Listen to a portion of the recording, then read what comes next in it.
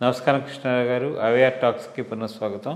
ప్రపంచ రాజకీయ పరిస్థితులు ట్రంప్ గారు వచ్చిన తర్వాత చాలా మటుకు చేంజ్ అయిపోయాయని అనుకోవచ్చు. అంటే ఒక్కొక్కళ్ళు ఒక వ్యక్తి చేతిలో అది నిరంకుశ పరిపాలన లేకపోతే మూర్ఖత్వపు పరిపాలన అనేది ఎవరికీ అర్థం కావట్లేదు. నేను చెప్పిన మాటవే వేదము అని అనిపించుకుందామని చూసుకుంటున్నారు. లేకపోతే అటు అమెరికన్స్లో రియల్గా అంటే I don't want to bring critically the racial discrimination like pure white people వాళ్ళకి సపోర్ట్ చేయడానికి కానీ వాళ్ళని అందరినీ ఇప్పుడు చాలా డౌన్గ్రేడ్గా ఫీల్ అవుతున్నారని చెప్పి ఒక విధమైన ఫీలింగ్ అయితే అమెరికన్స్లో ఉంది. అందువల్లనే మెహమూద్ విక్టరీతో ట్రంప్ని తీసుకొచ్చారు. మరి అలాంటి వాళ్ళకి చేయడానికి కానీ అమెరికాని సంపన్నమైన దేశమే దాన్ని సుసంపన్నమైన దేశం కింద మార్చడం కోసం అని మరి అది ఎలన్ మస్క్ గారి అడ్వైజా మరి ట్రంప్ గారి ఆలోచన అసలు నాకు తెలియదు.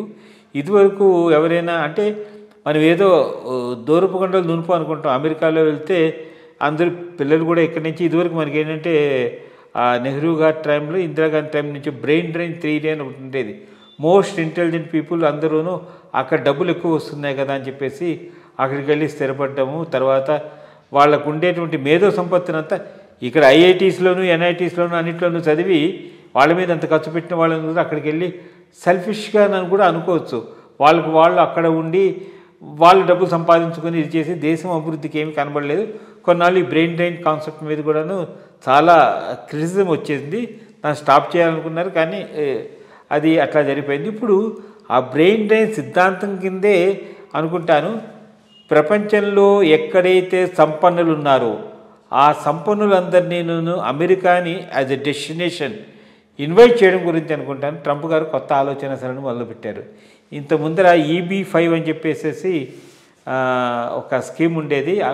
అంటే అమెరికాలో మామూలుగా ఏమిటంటే ఇక్కడి నుంచి చదువుకున్న వాళ్ళు వెళ్ళి వాళ్ళు స్టూడెంట్ వీసా మీద వెళ్ళి తర్వాత నెక్స్ట్ వీసా వెళ్ళి తర్వాత నెక్స్ట్ ఏమో గ్రీన్ కార్డు తెచ్చుకుని తర్వాత వెయిట్ చేసి అమెరికన్ సిటిజన్షిప్ గురించి అందరూ చాలామంది ఇది చేస్తూ ఉన్నారు. బట్ ట్రంప్ మొన్ననే చెప్పాడు ఇక్కడ పుట్టితే వాళ్ళకేమో ఇది అమెరికన్ సిటిజన్షిప్ అయిపోరు, దాన్ని రివ్యూ చేస్తానన్నారు. దాని మీద ఇంకా మరి క్లారిటీ రాలేదు. ఇప్పుడు ఇది నేను దేని గురించి డిస్కస్ చేస్తానంటే ఇంతకు ముందర అమెరికా వెళ్ళాలనే డ్రీమ్ ఉండి ఇక్కడ డబ్బులు ఉండే వాళ్ళు వెళ్ళడానికి ఇదివరకు EB-5 అనే స్కీమ్ ఉండేది. దాని ప్రకారం ఏంటంటే ఒక $8 lakh మామూలుగా తీసుకెళ్ళిపోయి అక్కడ వాళ్ళకి ఇచ్చి 10 మందికి కంపల్సరీగా నువ్వు ఎంప్లాయ్మెంట్ క్రియేట్ చేయగలిగితే వీళ్ళందరికీ గ్రీన్ కార్డ్ రావడానికి అవకాశం కొన్ని ఏళ్లలో ఇస్తామని చెప్పి ఇది ఉంది. ఇప్పుడు ఇట్లాంటి స్టిపులేషన్స్ అవన్నీ లేకుండా ఆయన ఏం చేశారంటే ఈ గోల్డ్ వీసా కార్డ్ ప్రోగ్రామ్ అని ఐ థింక్ అది ఏప్రిల్ నుంచి రావచ్చు అనుకుంటాను. దాని గురించి న్యూస్లో సర్క్యులేట్ అవుతుంది. US సిటిజన్షిప్ ఎవరైతే 5 billion ఇన్వెస్ట్ చేస్తారో వాళ్ళకి వచ్చేస్తుంది. ఇంకా వాళ్ళు అట్లాగంటే ప్రపంచంలో ఉండే అత్యధికమైన ధనవంతులందరినీ అమెరికాకి అట్రాక్ట్ చేయడం కోసమని ఒక న్యూ స్కీమ్ పెట్టాడు. దీనివలన ఏమవుతుందంటే అమెరికాకి బోల్డెన్ డబ్బులు వస్తాయి, US ఎకానమీ స్ట్రెంథన్ అవుతుంది. సో ఇంకా అది కాకుండా వాళ్ళకు ఉండేటువంటి మిగిలిన డబ్బులు కూడా తీసుకొచ్చి వాళ్ళు అక్కడ పార్క్ చేసుకుని ఇంకా అక్కడ సర్వైవ్ అవ్వాలంటే ఇంకా అక్కడే ఉండాలి కదా. సో దాంతో మామూలుగా చూసుకున్నట్టయితే మరి ప్రపంచంలో UK, కెనడా, ఆస్ట్రేలియా ఇలాంటి దేశాల నుంచి కూడా ఇండియా నుంచి కూడాను చైనా నుంచి కూడాను వీళ్ళందరూ అక్కడ అమెరికన్ సిటిజన్షిప్ ట్రై చేస్తారు అవకాశం ఉంటుంది. దెన్ ఎంటర్‌ప్రెన్యూరియల్ స్కిల్ ఉండి బాగా డెవలప్ అవ్వదాం అనుకున్న వాళ్ళు కూడాను అక్కడికి మైగ్రేట్ అవ్వడానికి అవకాశం ఉంటుంది. అట్లాగే ఇప్పుడు ఈ టారిఫ్ సిస్టమ్స్ వచ్చిన తర్వాత పెద్ద పెద్ద ఇండస్ట్రీస్ కూడా ఏమిస్తే వీళ్ళు వెళ్ళిపోయి అక్కడ ఇండస్ట్రీస్ పెట్టుకుని అక్కడి నుంచి మళ్ళీ ఇది చేయడానికి దానికి అవకాశం ఉంటుంది. తర్వాత నెక్స్ట్ ఒక పెద్ద ఇదేంటంటే ఈ వెల్తీ ఇండివిజువల్స్ రష్యన్ ఆలిగార్కీ అని అంటున్నారు దాన్ని. వాళ్ళు మామూలుగా US-లో రెసిడెన్సీ పొందడం కష్టం, బట్ దీనివలన వాళ్ళు డెఫినెట్గా మంచి అవకాశం పొందుతున్నారని రెవెన్యూ జనరేషన్ కూడాను ట్రంప్ చేసిన టార్గెట్స్లో ఇది ఒక టూల్ అని చెప్పేసి అందరూ అనుకుంటున్నారు. అసలు ఈ గోల్డ్ కార్డ్ వీసా ఇది ఎంతవరకు అంటే ట్రంప్ గారు మరి తన విధానం వలన ఎన్నాళ్ళు కంటిన్యూ అవుతారో తెలియదు కానీ ఇది సక్సెస్ అవుతుందా, దీని మీద మిగిలిన దేశాల మీద ఏ విధమైన ప్రభావం చూపిస్తుంది? అంటే పిచ్చిలో కూడా ఒక మెథడ్ ఉంటుందంటారు. దానికి ట్రంప్ ఒక పెద్ద example. There is a method in his madness. చాలా తెలివితో కూడిన చర్యలు కూడా చాలా ఉన్నాయి. అతనివే కావచ్చు, లేదా థింక్ ట్యాంక్ ఉంటుంది, క్యాకస్ ఉంటుంది కదా, రిపబ్లికన్ క్యాకస్, ఆయన అడ్వైస్ చేసేటటువంటిది వాళ్ళ నుంచి వచ్చింది అయి ఉండొచ్చు. ఇది మాస్టర్ స్ట్రోక్ నా దృష్టిలో. ఇది హిట్ అవుతుంది, అక్రాస్ ది వరల్డ్ హిట్ అవుతుంది. ఎందుకనంటే రెండు చాలా డబ్బు చాలా రకాల, అంటే లీగల్ ఇల్లీగల్, చాలా దేశాల్లో జనరేట్ అవుతున్నది. కానీ ఆ దేశాలు చాలా లివబుల్ కాదు.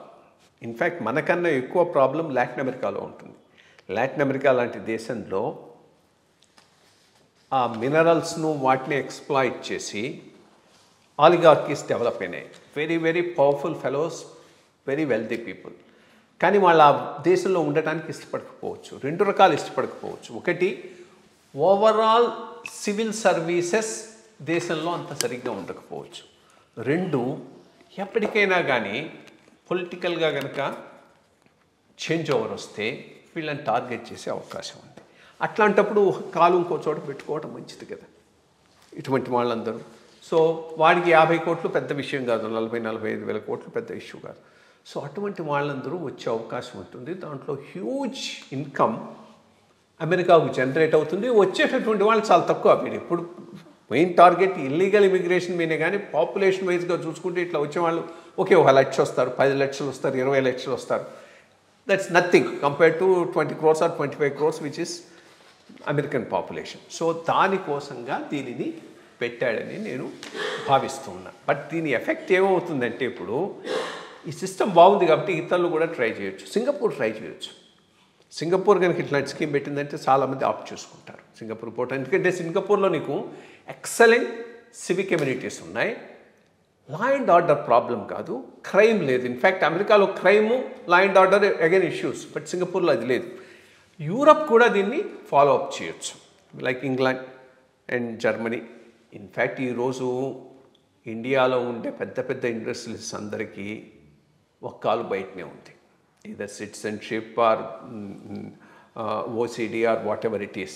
Most of these people చాలామంది ఎక్కువ ఇంగ్లాండ్లో బేస్డ్గా ఉంటారు. ఇంగ్లాండ్లో హౌస్ గివ్స్ పెట్టుకొని అక్కడి నుంచి ఆపరేట్ చేసేటటువంటి వాళ్ళు చాలామంది ఉన్నారు.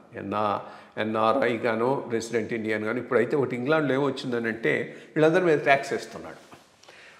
అదో సిస్టమ్. ఈ లేబర్ వచ్చిన తర్వాత ఏం చేశాడంటే, ఇన్కమ్ అక్రూడ్ ఇన్ ఇండియా కాదు, any other country as long as you are N NRI లాగా ఉన్న ఎన్ఆర్ అక్కడికి నాన్ రెసిడెంట్ అయినా కానీ దాని మీద కూడా వేయటం మొదలుపెట్టారు. దాని ఎఫెక్ట్ కూడా కొంత ఉండొచ్చు.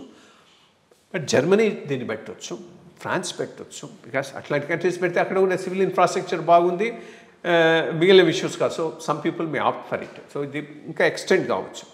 బేసిక్గా 2 రకాల దే గెయిన్. మొట్టమొదటిది సివిల్ ఇన్ఫ్రాస్ట్రక్చరు వెస్ట్ మార్వలస్గా డెవలప్ చేసింది. ఆ లెవెల్కు మిగిలిన కంట్రీసు డెవలప్డ్, అండర్ డెవలప్డ్ కూడా, చైనా కానీ ఇండియా కానీ మిగిలిన ఈ ప్రాంతం కానీ రావటం చాలా టైం పడుతుంది.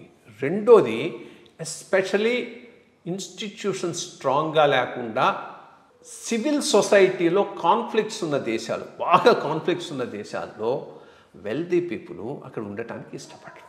వాళ్ళకి ఇది ఒక పెద్ద ఓపెనింగ్. సో ఇమీడియట్గా వెళ్ళిపోవటానికి ప్రయత్నం చేస్తారు.